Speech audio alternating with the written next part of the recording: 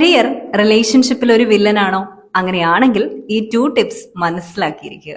Number 1 എന്ന് പറയുന്നത് നിങ്ങളുടെ പാർട്ട്ണറിനോട് വളരെ വ്യക്തമായ രീതിയിൽ തന്നെ നിങ്ങളുടെ വർക്ക് നേച്ചർ എന്താ, വർക്ക് ലിമിറ്റേഷൻ എന്താ, അല്ലെങ്കിൽ ആ ഒരു ഷെഡ്യൂളൊക്കെ എങ്ങനെയാ പോകുന്നത് എന്നുള്ള കാര്യങ്ങൾ വളരെ നല്ല രീതിയിൽ കമ്മ്യൂണിക്കേറ്റ് ചെയ്യുക, ഡിസ്കസ് ചെയ്യുക.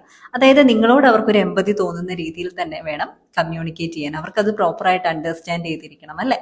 എന്ത് സിറ്റുവേഷൻ ആണെന്ന്. നമ്പർ 2 എന്ന് പറയുന്നത് കുറച്ചുകൂടി ഇമ്പോർട്ടൻ്റ് ആണ്. ഓരോ ദിവസവും നമുക്കറിയാം എങ്ങനെയാണ് മുന്നോട്ട് പോകുന്നത്. വളരെയധികം തിരക്കോടുകൂടിയാണ്, നമുക്ക് നിന്ന് തിരിയാൻ സമയമില്ല എന്നൊക്കെ തോന്നുന്നുണ്ടെങ്കിൽ പാർട്ട്ണറിനോടും കൂടി അതൊന്ന് ഇൻഫോം ചെയ്യൂ.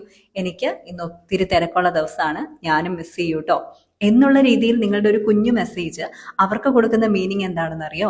എനിക്ക് ഒരുപാട് വാല്യൂ കിട്ടുന്നുണ്ട്, എൻ്റെ ഫീലിങ്സ് ഒരുപാട് റെസ്പെക്ട് ചെയ്യുന്നുണ്ട്.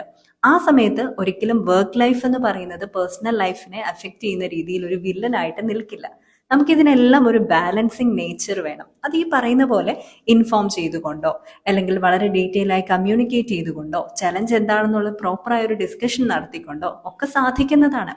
നിങ്ങളുടെ കുഞ്ഞ് ലവ് ആക്ടിന് നിങ്ങളുടെ വർക്ക് ലൈഫിനെയും റിലേഷൻഷിപ്പിനെയും ഒരുപോലെ ബാലൻസ് ചെയ്ത് കൊണ്ടുപോകാൻ പറ്റും. ഈ 2 ടിപ്സ് നിങ്ങൾ ഇതുവരെയും പാലിച്ചിട്ടില്ലെങ്കിൽ ഉറപ്പായും യൂസ് ചെയ്യണം കേട്ടോ. U deserve A positive life.